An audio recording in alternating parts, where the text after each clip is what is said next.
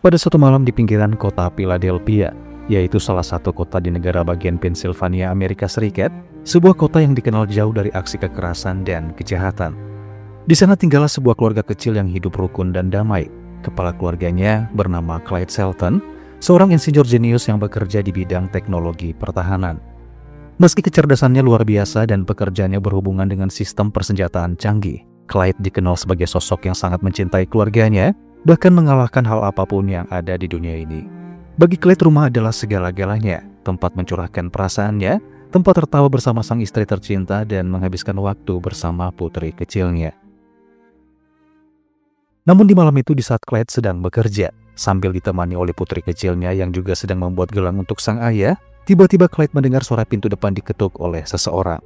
Dan ketika Clyde membuka pintu tersebut, ia tak sempat menghindar ketika dua perampok tiba-tiba masuk, yang dengan gerakan cepat memukulnya dengan sebuah tongkat baseball hingga membuat Clyde ambruk jatuh ke lantai.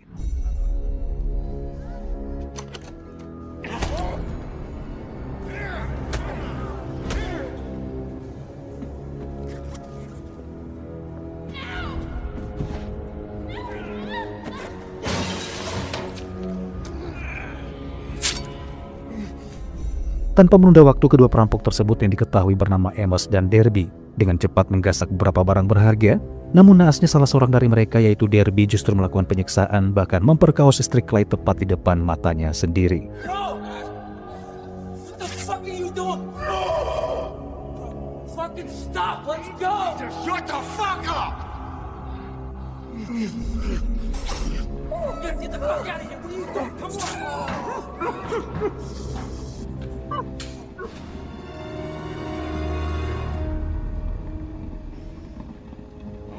It's cool.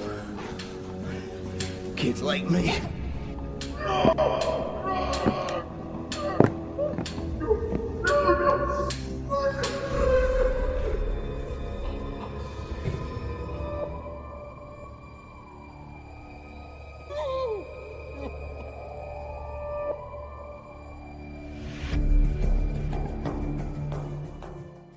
Squid Game Season 3 akhirnya tayang lengkap dan menutup ceritanya dengan akhir yang tak terduga. Buat kamu yang sudah mengikuti sejak musim pertama, ini adalah momen yang tidak boleh kamu lewatkan, teman-teman. Sekarang kamu bisa menonton seluruh episodenya secara gratis melalui aplikasi Loklok, platform streaming yang menyediakan ribuan film dan serial dari berbagai genre. Di Loklok ada banyak pilihan tontonan, teman-teman, mulai dari K-drama, short, TV barat, film, anime, dan horor. Semuanya tersedia dalam kualitas HD. Aksesnya pun sangat fleksibel. Kamu bisa menonton lewat smartphone, laptop, atau TV kapan saja dan di mana saja. Dan yang paling menarik adalah Loklok bisa diunduh gratis lewat Play Store dan App Store. Jadi, yuk langsung saja download aplikasi Loklok sekarang. Link unduhnya sudah tersedia di pin komentar ya. Beberapa hari setelah kejadian itu, kedua pelaku berhasil ditangkap dan kasusnya mulai ditangani oleh pihak berwenang. Seorang pengacara bernama Nick yang dipercayakan langsung untuk menangani kasus ini mendapat pengarahan dari rekannya bernama Jonas, meminta Nick agar tetap berada di jalur yang benar dan memperjuangkan keadilan yang seadil-adilnya bagi Clyde Shelton, sehingga para pelaku nantinya mendapatkan hukuman yang setimpal. Namun alih-alih memberikan keadilan bagi Clyde, Nick justru membuat keputusan yang salah dalam menangani kasus tersebut, bahkan terkesan meremehkan kasus itu tanpa mengetahui seberapa besar dampak yang dialami oleh Clyde atas kematian keluarganya. Hal itu terbukti di saat Nick menemui Clyde di dalam sebuah ruangan. Clyde yang saat itu memberikan sebuah catatan kecil berisikan informasi penting terkait barang bukti, Nick langsung memotong pembicaraan Clyde dengan mengatakan agar Clyde tetap tenang dan bersabar, meminta Clyde agar mempercayakan proses hukum ini padanya, sekaligus meyakinkan Clyde kalau dia akan berusaha memenangkan kasus ini saat nanti di persidangan. Dengan penuh percaya diri, Nick mengatakan bahwa ia sudah membuat kesepakatan dengan tersangka yang bernama Derby, di mana Derby telah mengakui kesalahannya, bahkan bersaksi bahwa Amos lah yang telah melakukan pembunuhan terhadap keluarga Clyde.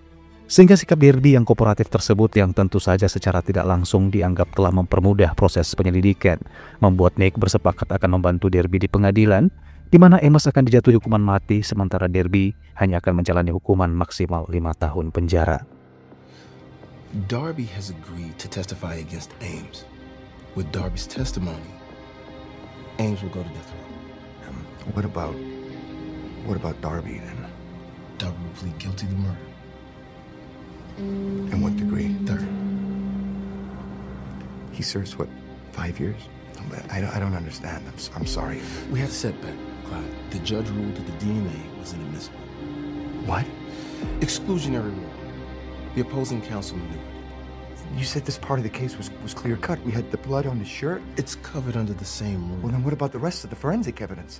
It's not conclusive.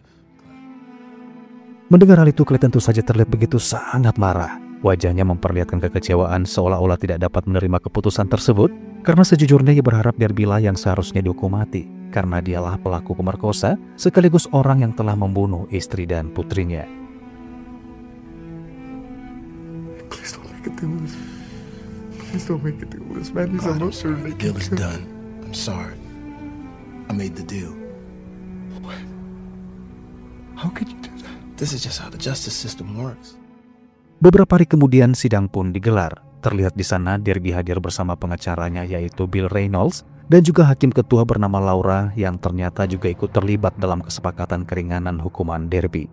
Sehingga tanpa proses persidangan yang rumit dan bertele-tele, sang hakim langsung mengeluarkan keputusan dengan menjatuhkan hukuman pada Derby maksimal 5 tahun penjara, sementara Amos akan dijatuhi hukuman mati. Any great insights to share with the court today? Insights? Good, then I trust that we can move forward with Mr. Ames's... I wish ill for no man, but Ames deserves to suffer for what he did. I mean, you can't fight fate, right?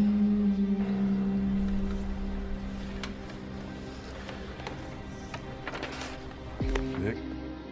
Setelah persidangan selesai, di luar gedung, Nick menanggapi pertanyaan dari para wartawan mengenai hasil dari keputusan akhir dari persidangan tersebut. Namun tanpa diduga saat Derby menghampiri Nick untuk mengucapkan terima kasih karena telah berpihak padanya, Nick baru menyadari bahwa ternyata sedari tadi Clyde memperhatikannya dari kejauhan dengan tatapan dingin, seolah-olah memperlihatkan kekecewaan yang mendalam, merasa muak dengan sistem hukum yang notabene adalah satu-satunya wadah yang memberikan keadilan bagi para korban. You'll be seeking the death penalty. For Rupert Ames, we will be. And for Darby? He has pled guilty to murder, but he is a cooperating witness. I just want to say thanks for being in my corner.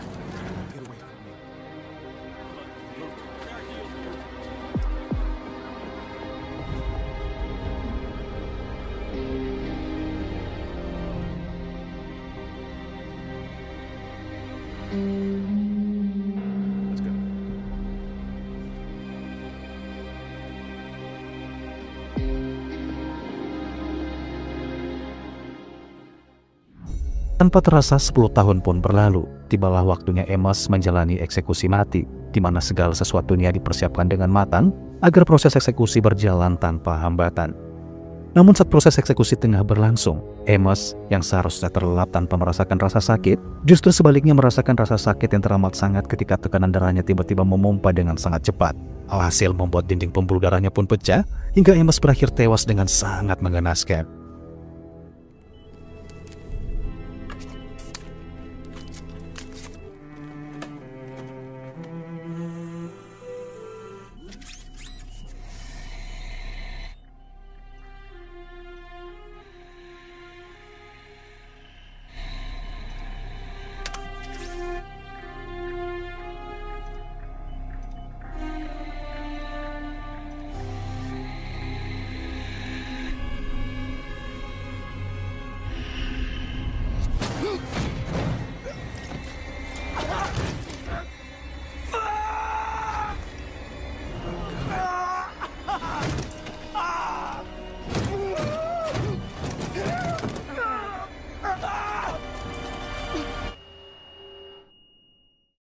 Setelah dilakukan pemeriksaan dan penyelidikan, mereka menemukan fakta bahwa cairan obat atau lethal injection yang digunakan untuk Amos bisa dipastikan telah disabotase oleh seseorang menggunakan cairan berbahaya.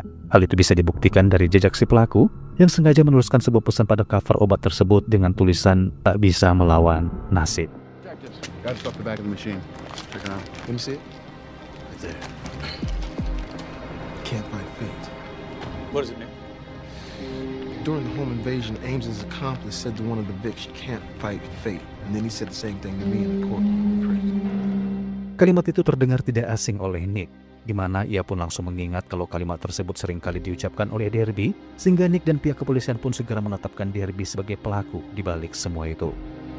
Have a look at this. You your guy? Clarence James Darby. He's a cutie. You got history with him? put him away. 3 years. Nothing going right for murder these days? It was extenuating circumstances.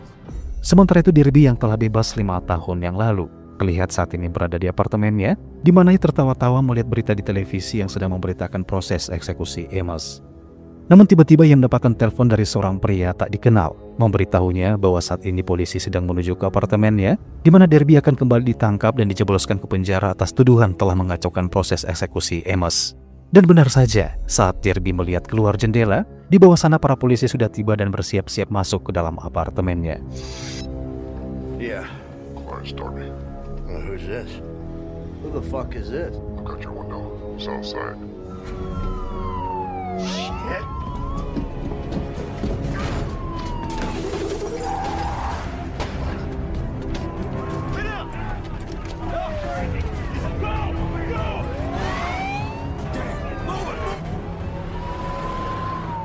Di saat Derby berlari dan berlari menjauh dari kejaran polisi, pria misterius itu mengatakan akan membantu menyelamatkan Derby, sehingga tanpa curiga sedikit pun Derby pun menuruti arahan sang penelpon yang memintanya untuk menggunakan mobil polisi yang terparkir tak jauh dari lokasi sebuah pabrik. What now? Wipe the prints off the gun. Get rid of that line 6 times, genius. You bring any ammunition, lose it. Why are you doing this? I want to keep you out of prison. See the abandoned factories. Go toward them. Why? There's a cop car there with a cop in it. Tasered him, but he'll be waking up in another 90 seconds, so you better move. Dan benar saja, saat Derby masuk ke dalam, ia melihat seorang polisi yang pingsan tak sadarkan diri di dalam sana. Dan tanpa berlama-lama, Derby mengambil pistol polisi tersebut, sembari mengancam memaksa sang petugas agar membawanya ke sebuah tempat yang aman. Rise and fucking shine, bitch! Break the fuck up! Let's go! Start the fucking car! Okay, take it easy. Take it.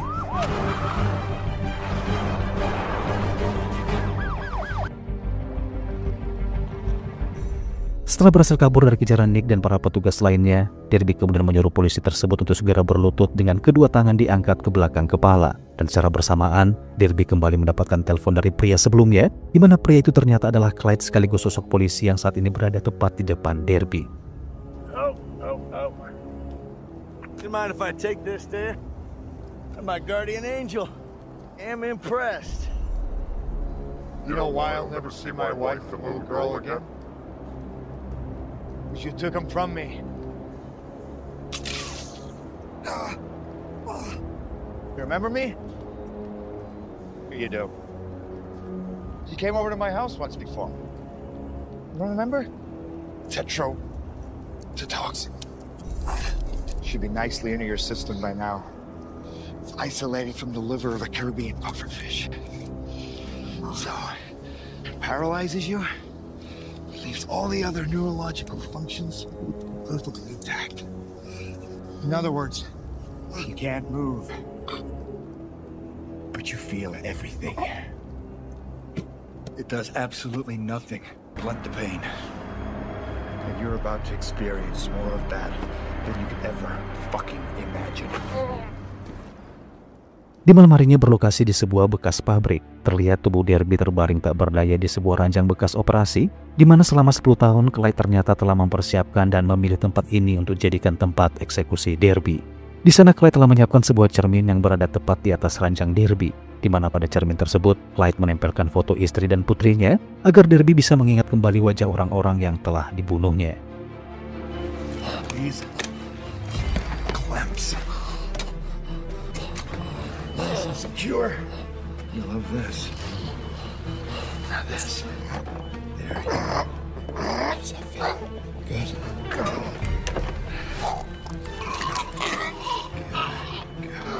You like it? Yeah, I didn't want you to miss anything.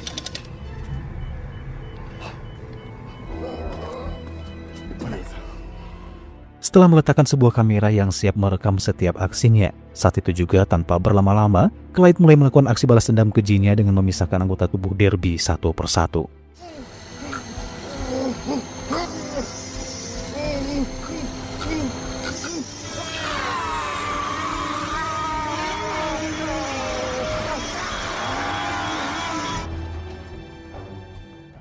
Singkat cerita, di keesokan paginya, pihak kepolisian bersama tim forensik mendatangi lokasi pembantaian Derby, Di dalam sana, mereka tentu saja terlihat syok dan bergidik ngeri ketika mendapati anggota tubuh Derby sudah dalam keadaan terpisah menjadi 25 bagian.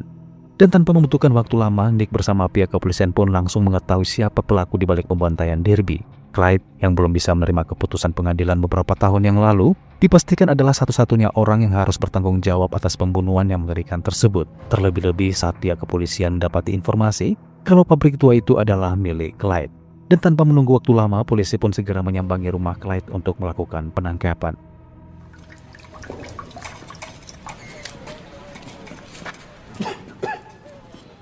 Rice. Good news, Counselor. They found Darby. I gotta say, though, he's looked better.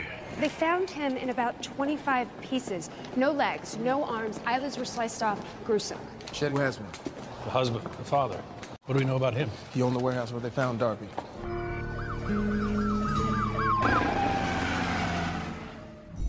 Sementara itu Clyde yang memang sudah mengetahui bahwa polisi akan segera datang melakukan penangkapan terhadap dirinya. Saat itu juga ia melucuti seluruh pakaiannya dan menyerahkan diri tanpa sedikit pun perlawanan.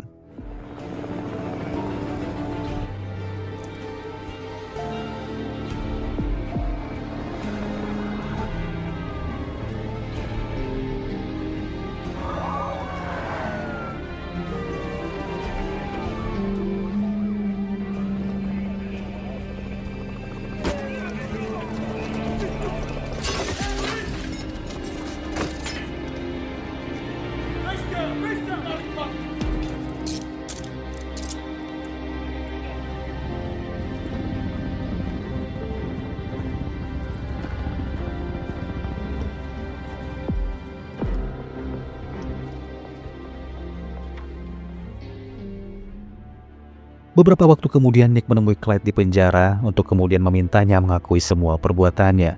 Mendengar pertanyaan itu, Clyde menjawab kalau dia hanya ingin mereka mati. Namun, bukan berarti secara langsung ia mengakui kalau dia adalah pelaku yang telah menghilangkan nyawa Derby itu. Jawaban Clyde yang sulit dicerna tentu saja membuat Nick semakin kesal. Hingga pada akhirnya, Clyde membuat kesepakatan dengan Nick melakukan hal yang sama seperti yang dilakukan Derby saat masih menjadi terdakwa kasus pembunuhan keluarga Clyde.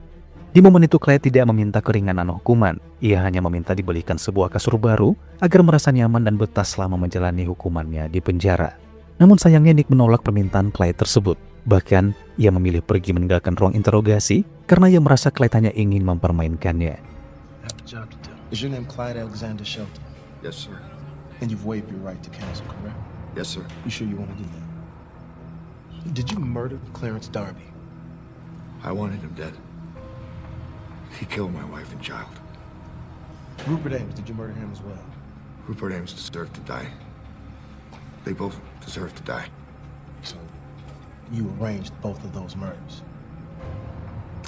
Yes, I planned it in my head over and over again. It took me a long time. All right. I guess we're done here. Counselor. We're done here. We have your confession. Oh, you do? On tape. I don't think so. Let's think back. What did I say? That I wanted to kill Clarence Darby? Yeah, sure. What father wouldn't? That both Darby and Ames deserved to die?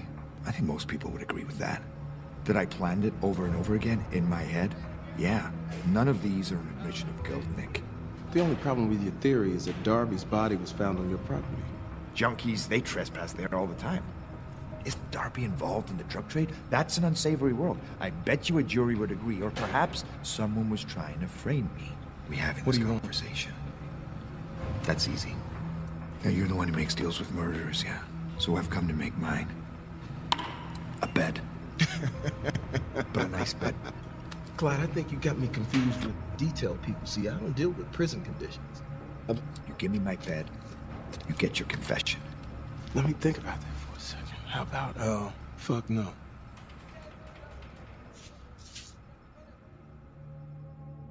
Sementara itu, di rumah kediaman keluarga Nick, terlihat seorang kurir yang sedang mengantarkan paket, di mana paket itu diterima oleh Dennis, yaitu putrinya Nick, yang mengira bahwa paket itu adalah kaset CD pertunjukan biolanya saat tampil di sebuah teater. Can I help you? Package for the Rice family. Thanks. Mom, the video for my recital came. Can we watch it? No, Denise, we said we were going to wait for your father, remember? Please? Namun Dennis yang sudah tidak sabar, diam-diam melihat video dari CD tersebut yang ternyata berisikan rekaman eksekusi yang dilakukan Clyde pada Derby beberapa waktu yang lalu.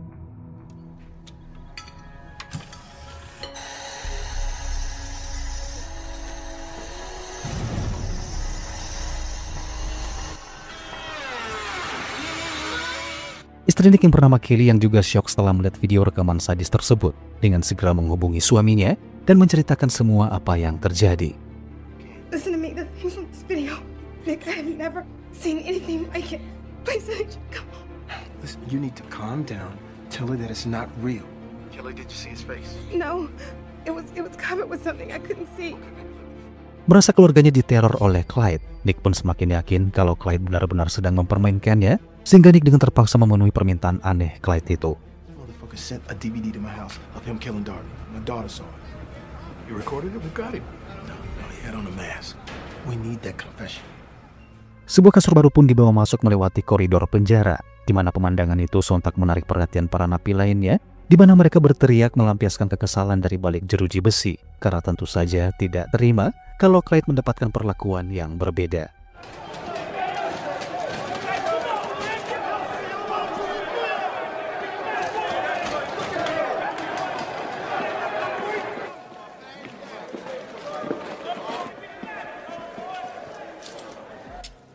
Di keesokan paginya digelarlah sidang perdana kasus Clyde atas pembunuhan yang dilakukannya terhadap Amos dan Derby, dan di sana terlihat Clyde memilih maju sendirian tanpa didampingi oleh seorang pengacara. Namun saat persidangan berlangsung, Laura, yaitu sang hakim ketua yang tidak mendapati barang bukti yang cukup kuat dari para penggugat, memutuskan membebaskan Clyde dari tuduhan tersebut. Namun alih-alih merasa senang mendapatkan putusan atas kebebasannya, Clyde justru melontarkan cacian terhadap sang hakim dengan mengatakan betapa lemah dan bobroknya sistem hukum di negara ini. Ia menyindir bagaimana mungkin seseorang seperti dirinya yang jelas-jelas telah mengaku sebagai pelaku pembunuhan Amos dan Derby dengan mudahnya dibebaskan begitu saja. Ia menyamakan situasi itu dengan peristiwa 10 tahun yang lalu, ketika pelaku utama pembunuhan keluarganya hanya dijatuhi hukuman 5 tahun penjara hanya karena semata-mata adanya sebuah pengakuan dari si pelaku.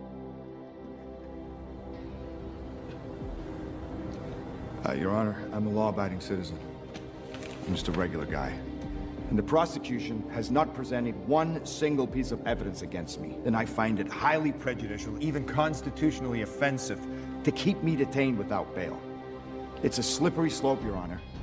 I am actually inclined to agree with you, Mr. Shelton. Your Honor, Mr. Shelton has agreed to give us a full confession. Has he given it, Mr. Rice? No, Your Honor. Thank you. Excuse me? No, I don't think I will excuse you. You see, this is what I'm talking about. You were about to let me go. Are you kidding me? This is why we're here in the first place. Because apparently, I just killed 2 people. And you were about to let me walk right out that door. Sang hakim yang merasa terhina tentu saja terlihat begitu sangat marah. Ia dengan segera meminta para petugas untuk membawa Clyde keluar dari ruangan sidang, sekaligus mengakhiri acara persidangan tersebut. How misguided are you? Folks are fucking assembly lines. You all hang out in the same. You're too busy treating the law like you know what justice is. Right and wrong. Whatever happened to the people? Siang harinya Nick kembali menemui Clyde. Kedatangannya di sana untuk menagih janji Clyde soal detail kejadian bagaimana Clyde membunuh Amos. Dan saat itulah Clyde bercerita kalau saat itu dia membunuh Amos dengan cara menyamar sebagai polisi, lalu diam-diam menukar tabung cairan dengan racun. That was you on video killing Clarence Darby, wasn't it? Yes, that was me. I took his fingers with bolt cutters, his toes with tin snips, and his penis with a box cutter. And names?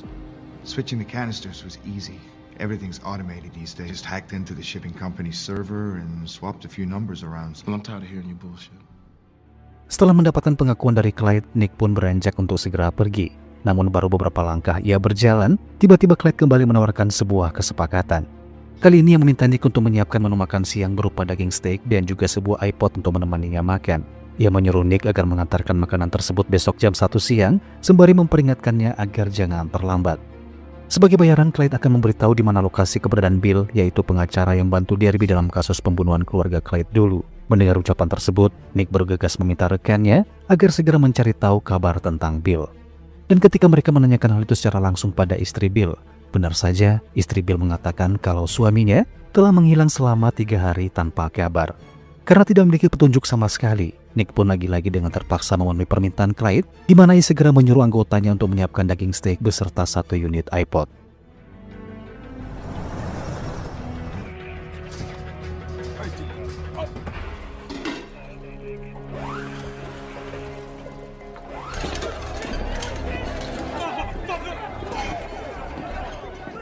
Di keesokan harinya, menu makan siang Clyde diantar langsung oleh seorang chef restoran dan didampingi oleh petugas kepolisian beserta sipir penjara.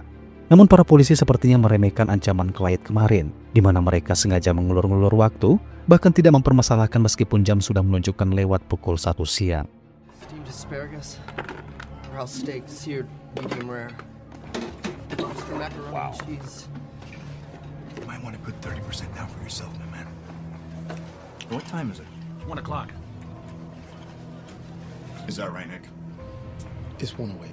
Well, that's disappointing, Warden. I mean, how can you expect me not to fuck with you when you can't even be honest with me? But look, Clyde, you have what you asked for now. Where's Reynolds? Come on, Clyde. Okay. 57 minutes, 4 seconds north, 75 degrees, 10 minutes, 22 seconds west. And you better hurry, Nick. Is there anybody?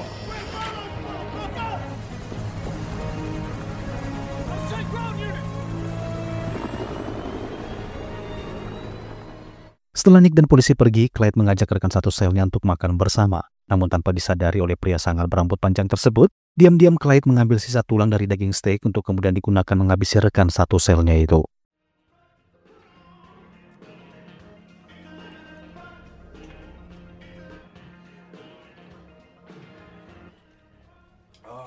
Want to take a shot at this? No, you.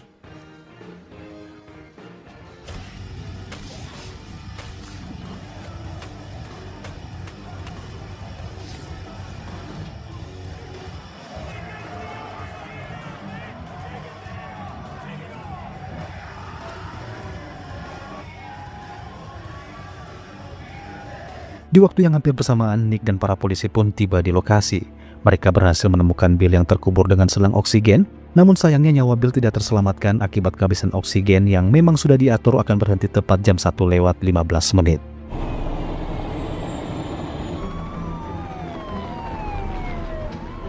Sorry, Nick. Just did. He's conscious. Reynolds. He's got IV lines going to this. He's got him cuffed. 137. Took us roughly 15 minutes. Dan saat itulah Nick baru sadar dan menyesal. Jika tadi dia memberikan makan siang Clyde tepat waktu, mungkin nyawa Bill masih bisa diselamatkan. Tak lama kemudian Nick mendapatkan telepon dari penjara, di mana ia mendapat kabar kalau Clyde baru saja dipindahkan ke sel isolasi setelah menghabisi rekan satu selnya dengan cara yang mengerikan. Mendengar hal itu tentu saja membuat Nick terlihat begitu sangat kaget. Ia terdiam seolah-olah tak mampu mengucapkan sepatah kata. Ia tak menyangka kasus Clyde ini justru berakhir serumit ini.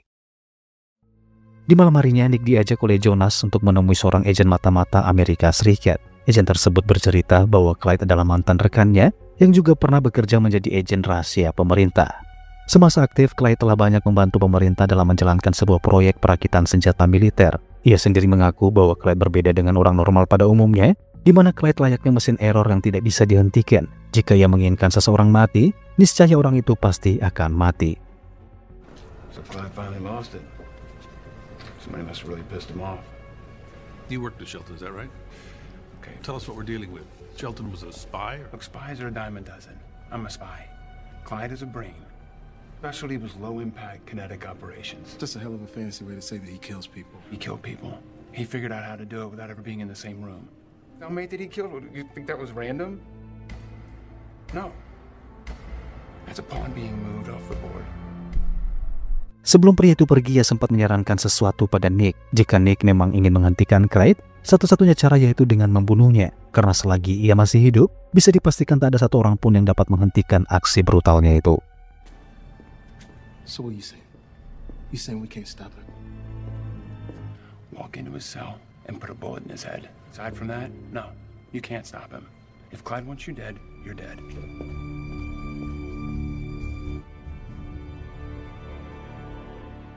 Menyadari Clyde adalah orang yang sangat berbahaya. Saat itu juga Nick bersama Jonas menemui Laura, di mana mereka berdua meminta sang hakim agar tak memberikan izin pada siapapun untuk menemui Clyde selama berada di penjara.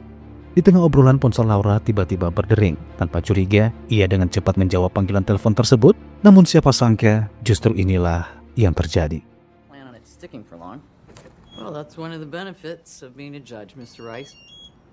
Hello? Melihat sang hakim tewas tepat di depan kedua matanya, Nick benar-benar shock.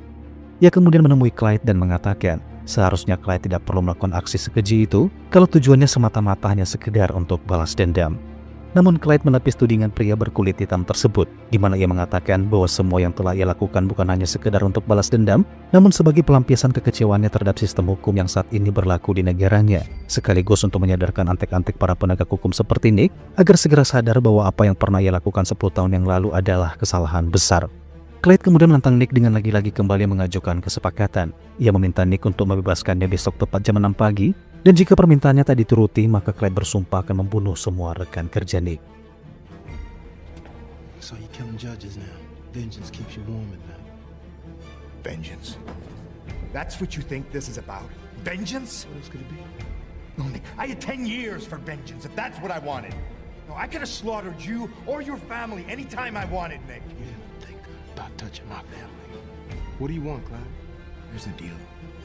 Release me and drop all charges by 6 a.m. 6 a.m., Nick. For what? Or I kill everyone. Hello. Yeah, Sarah, he has to have an accomplice. Files brought to the office? No, there isn't time. Get everybody.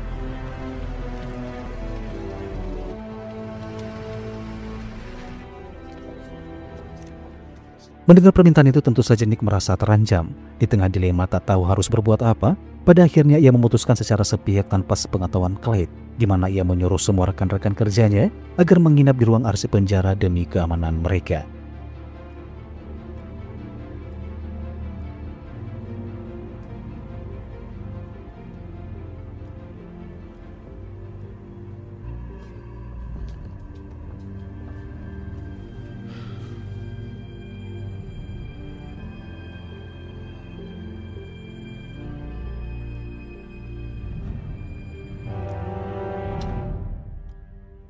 Di saat waktu tepat menunjukkan pukul 6 pagi dan ternyata tak terjadi apa-apa, Nick terlihat begitu lega dan berasumsi kalau kali ini Clyde hanya menggertak, sehingga ia menyuruh semua rekan-rekannya untuk pulang ke rumah masing-masing.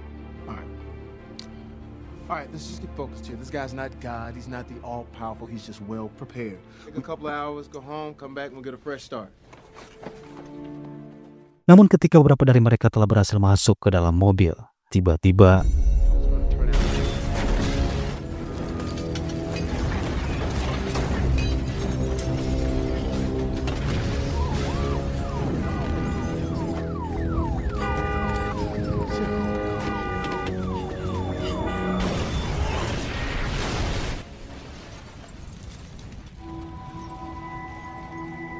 vicious and premeditated attacks. This marks the first time. Radio beacon. Berita tentang tewasnya rekan-rekan Nick dengan cepat menyebar ke seluruh kota. Sang wali kota yang juga mendengar berita itu segera memanggil Nick dan Jonas untuk meminta keterangan dari mereka sebagai pengacara yang diberikan tanggung jawab mengurus kasus Clyde. Di momen pertemuan itu, sang wali kota terlihat begitu sangat marah. Ia tak menyangka bagaimana bisa Clyde membunuh banyak orang, sementara diketahui kalau Clyde saat ini sedang mendekam dalam penjara yang super ketat. Not only do we know who did it, we have him locked up and he's still killing people? You boys sure fucked this one up. The press is gonna kill us. Can someone explain this to me? Can't yet. I'm not having this conversation. I don't care how smart he is or who's helping him. We are gonna stop this guy. He's not gonna hurt anybody else. I'm assigning security to each of you from now on. Get this situation under control, gentlemen.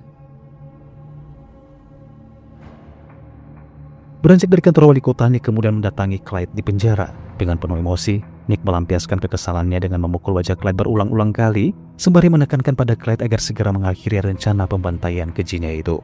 Namun bukannya berubah pikiran setelah mendapatkan pukulan telak di wajahnya. Clyde, layaknya seorang psikopat yang sudah tak memiliki rasa empati, ia justru mengatakan bahwa kematian rekan-rekan kerja Nick hanya sebuah pemanasan sebelum memasuki babak final yang lebih mengerikan lagi.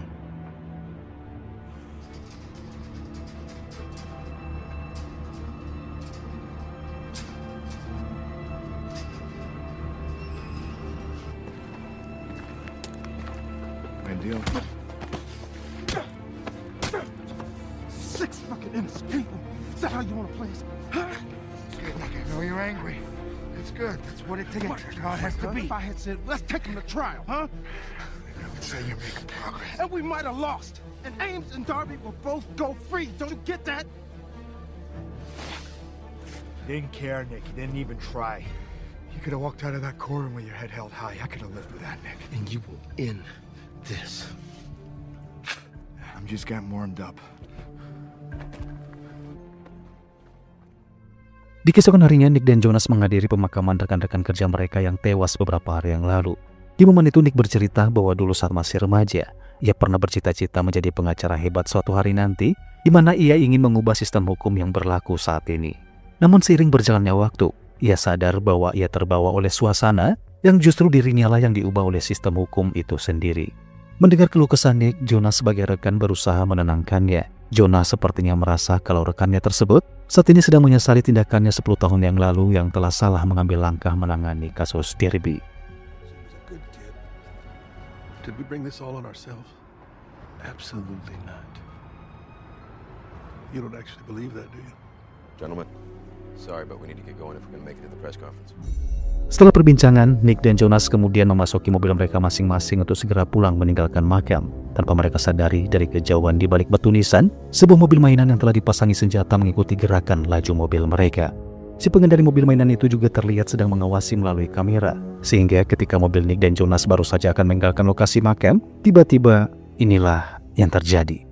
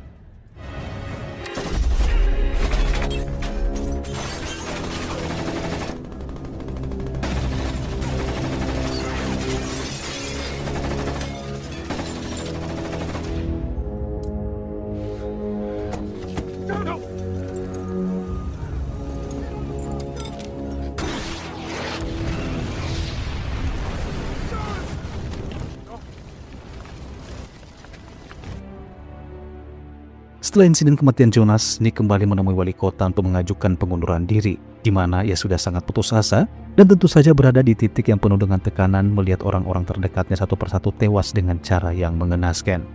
Namun begitu, wali kota tidak mengizinkan Nick mengundurkan diri begitu saja. Ia justru menyuruh Nick agar mengakhiri semua kekacauan yang telah dilakukan oleh Clyde itu. Untuk memudahkan Nick mendapatkan semua akses informasi negara guna menyelesaikan kasus tersebut, saat itu juga sang wali kota memberikan sebuah kebijakan dengan mengangkat Nick sebagai jaksa wilayah. Is that your real answer? I think that's best. No. I'm not gonna allow that to happen. Bring me the Bible. As of now, you're acting district attorney. We'll have a formal swearing in later. Raise your right hand. Repeat after me. I will support. That I will support. Obey. And defend the Di keesokan harinya, wali kota mengumpulkan seluruh staf pemerintahan, di mana ia menyatakan status kota saat ini sedang dalam keadaan darurat, sehingga ia memerintahkan mereka untuk memberikan pengamanan khusus kepada warga sekitar hingga kasus ini selesai. Wali kota bahkan meliburkan sementara sekolah-sekolah dan kantor-kantor, menyuruh para polisi selalu berpatroli hingga mempersenjatai seluruh tukang parkir. Kids aren't going to school. They're scared, and I don't blame them. We're gonna lock this city down. Starting now, no one moves in this city unrestricted. I want to show detectives 12-hour shifts. Put an armed cop. If you have to give shotguns to the meter maids, do it. Lines that the city's secure and under our control. Sementara itu di ruang arsip milik pemerintah, Nick mencoba mencari tahu sedetail-detailnya tentang semua yang berhubungan dengan Clyde. Sampai akhirnya Nick menemukan informasi bahwa Clyde pernah membeli sebuah gudang tua berlokasi di dekat penjara. Dan saat itulah Nick merasa kalau Clyde sudah pasti menyembunyikan sesuatu di sana. It's Nick. Give me the real estate listing of every industrial property sold here in the last 10 years. Singkat cerita, malam hari pun tiba. Nick bersama seorang polisi segera menyambangi gudang tersebut, dan ketika tiba di sana mereka berdua tak sengaja menemukan sebuah jalan masuk menuju ruangan bawah tanah. Dan ketika mereka masuk semakin dalam menelusuri ruangan bawah tanah tersebut, betapa kagetnya mereka berdua ketika menemukan sebuah ruang rahasia berisikan bom serta alat-alat penyamaran. Dan yang lebih mengagetkan lagi buat mereka, di sana ada sebuah tangga yang mengarah langsung ke lantai sel penjara, lebih tepatnya di sel isolasi tempat di mana Clyde saat ini ditahan. Di saat mereka memeriksa sel isolasi tersebut, mereka kembali dibuat tercengang saat mendapati Clyde berada di dalam selnya. Mulai mendapatkan jawaban yang selama ini hanya menjadi sebuah misteri, mereka berdua kembali menggeledah ruang rahasia tersebut, di mana di atas sebuah meja mereka menemukan catatan yang berisikan semua rencana Clyde. Dan di catatan itu tertulis rencana terakhir Clyde yang menunjukkan waktu tepat di hari ini, di mana rencana itu tertulis jelas kalau Clyde sedang menyamar menjadi seorang cleaning service di gedung wali kota, dan diam-diam akan meletakkan sebuah bom. Membaca tulisan itu seketika mereka berdua pun terlihat begitu sangat panik. Tanpa menunggu waktu lama, mereka dengan segera menuju ke kantor wali kota.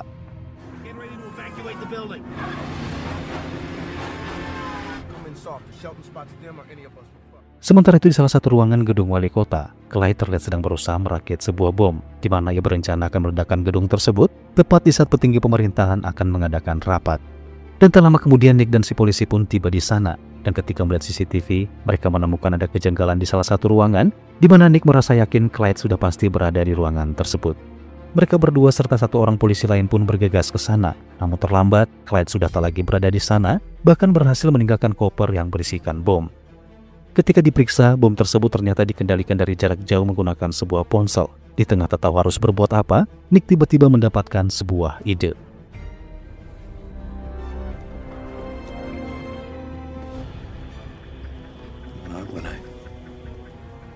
So what do we do?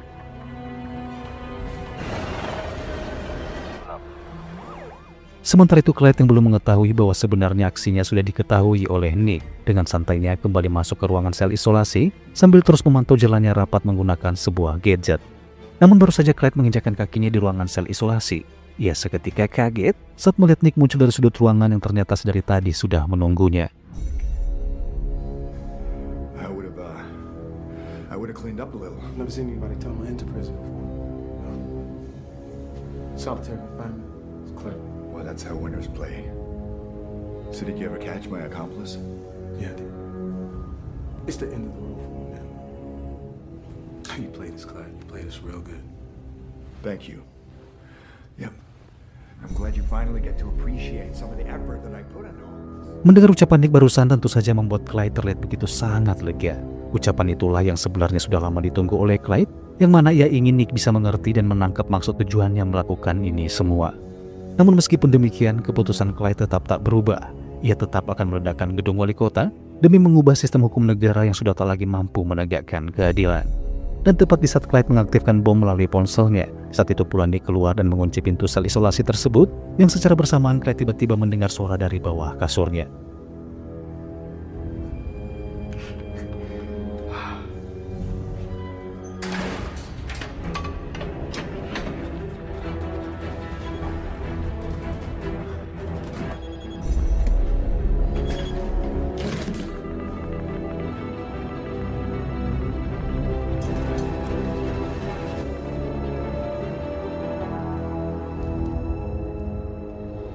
Di momen itu Clyde terlihat tak bisa berbuat apa-apa. Ia hanya bisa terduduk pasrah sambil memandangi gelang pemberian putrinya, di mana ternyata Nick telah memindahkan tas berisikan bom yang berada di gudang wali kota ke dalam sel isolasi tersebut. Hingga akhirnya bom itu pun meledak.